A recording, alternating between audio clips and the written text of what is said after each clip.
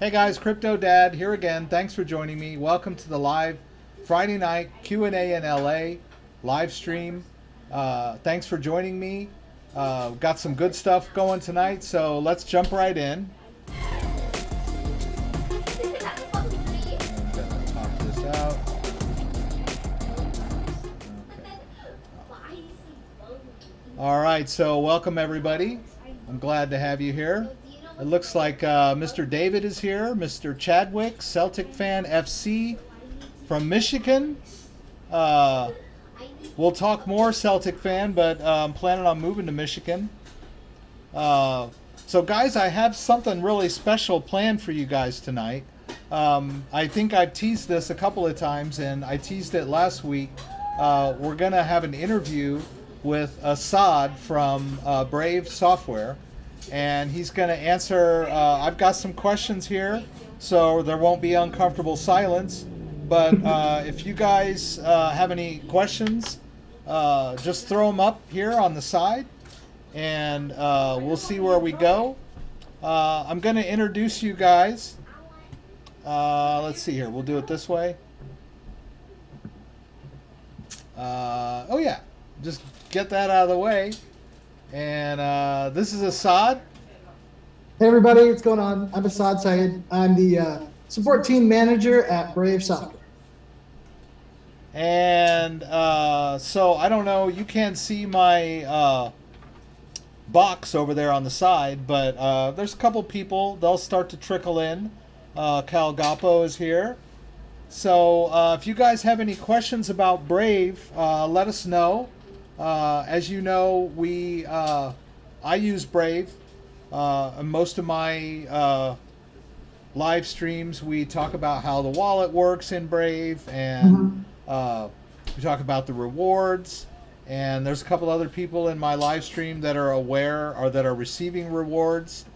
David Calgapo, who's also from Michigan. That's interesting. Awesome. Okay, so the first question is, it's like, you know how the cop always asks questions that he knows the answer to? I'm just going to ask you. Sure, I'm going to ask you a question. I'm pretty sure the answer is good, but I'm going to ask it. How is the Brave browser doing as far as adoption goes? Oh, yeah, it's doing awesome. You know, these last few years have been basically our best years ever. You know, let's hope so, considering, you know, we're still at that phase where we're really trying to grow our audience and whatnot. But we fantastic engagement. You know, our daily active users has just been shooting up. Things are looking awesome, and we're really hoping to have a lot more growth kind of throughout this year and next year as well. That's cool. That's cool. Yeah, so I've heard a lot of good stuff about Brave adoption as well. More and more, I just see more and more. I'm just out in public, and I see links talking about Brave. You know, I've had people stop me in the street, you know, if I'm wearing my Brave hat, and they're like, "Hey, you like Brave?" I'm like, "I work for Brave." I'm like, nice. Yeah, that's cool. It's pretty awesome. I got some Brave swag, and I have a Brave shirt, which it's too dirty. I wear it all the time. I sleep in it sometimes. So and it's got food stains. So I've got my patriotic shirt from 4th of July, but I wear that shirt a lot. And I got my daughter the cap. You know, oh, so nice. You know, I would love to send you some more swag Rex. So that'd be cool. Yeah. Be prepared because more swag. Okay, no problem.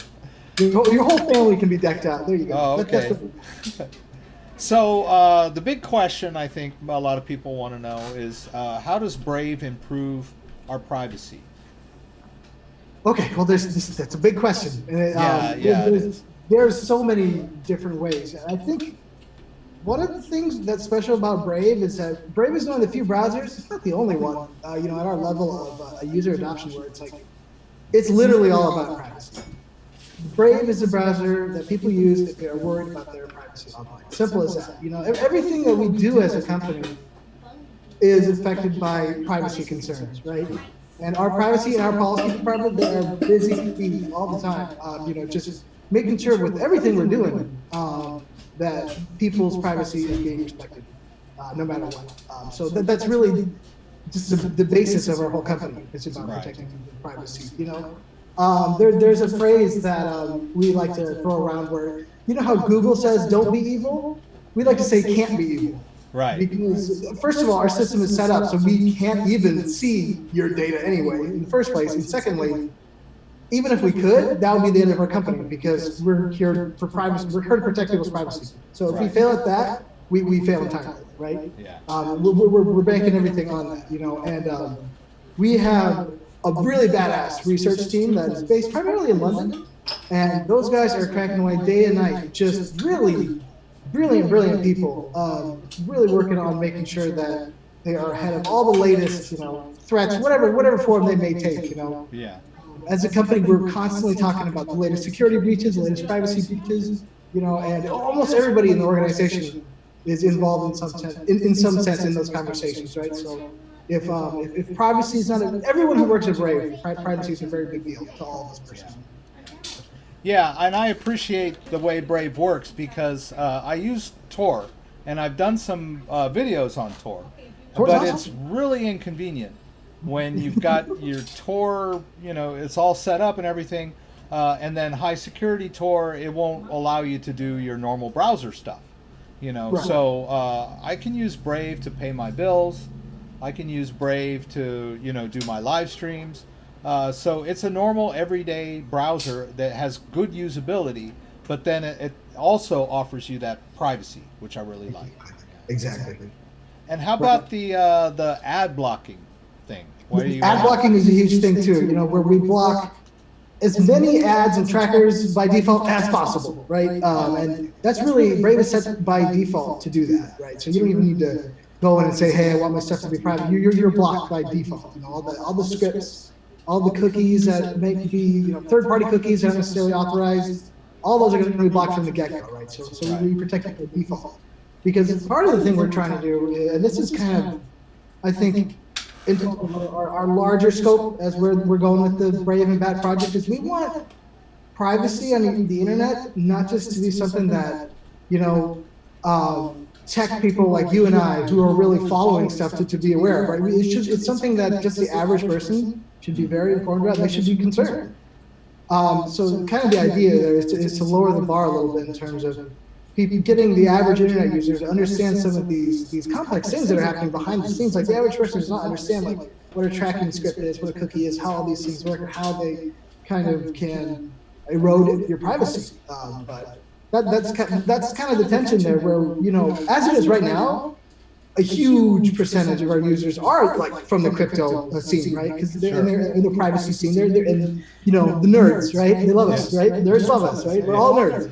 Yeah. But we see it as something so much bigger, where we want just the average person to be able to be just as protected without having to, you know, have a computer science degree or to spend their whole life, you know, in front of a computer.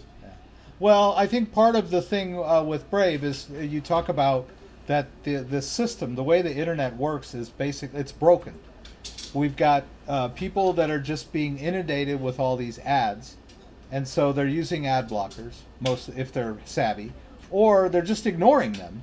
So the advertisers aren't happy because no one's clicking their ads, and the user isn't happy because he's getting spammed all the time.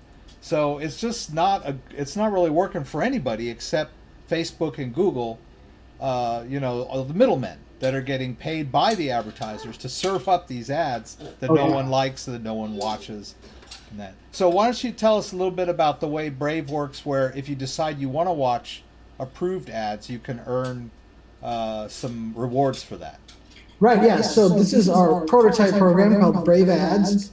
Basically, there's a lot of misconceptions about Brave Ads and how it works. Some people think that it goes around replacing ads that we had blocked otherwise. That's not it at all. It's a completely separate ad system that just goes on top of everything. It works through your system notifications at this point. We're still tooling around with a lot of how we're actually going to get those ads to display. So what is there right now is not at all finished in terms of design and whatnot. Okay. Basically, the idea is to really make the advertisers happy and to make the consumers happy in terms of showing people advertisements for things they might actually be interested in. Yeah. It's hard to avoid the idea of tracking. I say tracking very hesitantly, right? Because won't really track. What we do is we collect your data in terms of what you look at on the internet, and what kind of things you might be interested in. But that data never leaves your device. It always stays with you. We never actually look at it, and it just communicates with our system without actually transmitting any of that. So that's really the key thing, that it lets you view ads that are personalized to you, and in some cases much more effectively personalized than the standard Google ad would ever be. But at the same time, your privacy is protected. It makes everybody happy, right? Advertisers, consumers, and publishers, they're all happy. Yeah. That's kind of. And you mentioned nerds. You know, all my ads are like for crypto and, you know, how to learn this and that. And, you know, I wonder what other people's would be like. But it's obvious to me that you know, you're serving up ads that I'm interested in. And a big part of this too is we pay you. If you decide to opt in, it's by default it's off. You have to choose to opt into Brave Ads, and for every ad that you view, we give you a little bit of the BAT currency, which is a utility token on the Ethereum chain that you can, in the future, you're going to be able to use that BAT for all kinds of cool things, right? Right now, the implementation is still pretty basic right now, where you can, at the moment, the primary thing you can do with that BAT is to donate it to content creators, just you know, like a Patreon kind of like thing, you know. Right. So that's the primary purpose. But in the future, we're thinking like, you know, you can use it for micropayments to websites. You can use it to pay for subscriptions. You know, say if you want to subscribe to the New York Times, or you don't want to have to actually go and pay through their portal or whatever. Instead, you can, through your ad earnings through Brave Ads, you can use that to pay for a subscription. Oh, you know? yeah, that would be awesome. Yeah. That is one of the use cases that I think we're really excited about. Working with paywalls, basically. Right. And it almost like it would make the whole process so much more streamlined and more invisible. But there's a lot of stuff that we're working on with that in the future. It's still early. Yeah, I have had a couple of commenters on some of my Brave videos go, how come I can't withdraw this BAT? And it's almost like, well, you know, if you could just take it out of there, it wouldn't be a good ecosystem. Exactly. So it's better to make it a closed loop where it's your benefit, but to just take it out is sort of like you're exiting the system. So, exactly. Yeah. That's why we have those rules in place, just because we're trying to grow a healthy ecosystem of content creators. Yeah. And I've read some articles about the TAP network, TAP, and I guess through them eventually you'll have some mechanism set up to where you can buy gifts and subscriptions through their network. Yep, exactly, because they're essentially like a rewards platform, basically. Okay. So there's a lot of stuff we're doing together, a lot of stuff we're dreaming up together of how we could work together, how we could apply both of our technologies towards.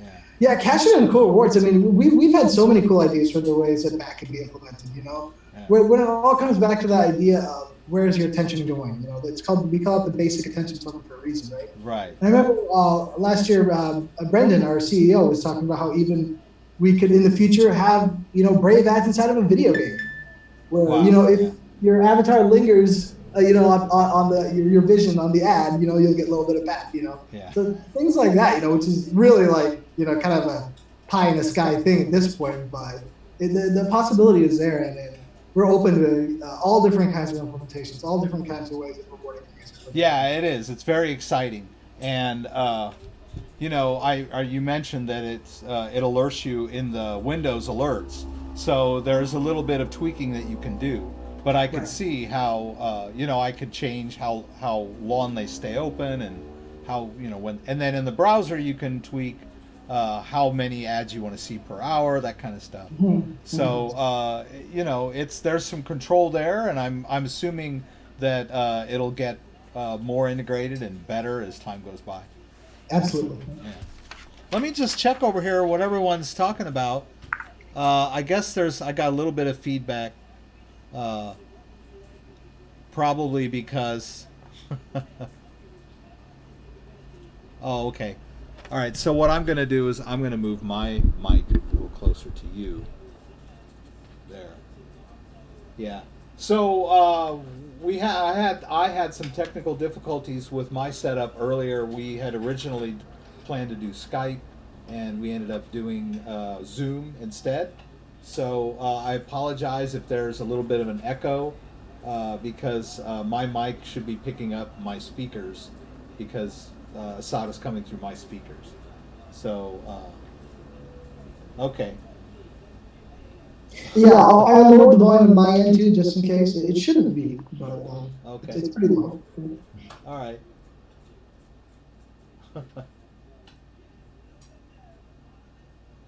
Oh, they asked you if you've thought of a Brave messaging app. You know, that is something we've bandied about in the past. You know, absolutely, that's something we thought about. It really is. That's, like I said, it's kind of a pie in the sky thing at this point as well. You know, we thought about like Brave email. You know, we thought about Brave Drive and stuff like that. All ideas, right? Yeah. Yeah. And you know, most of the community has already had these ideas long before we have. You know, but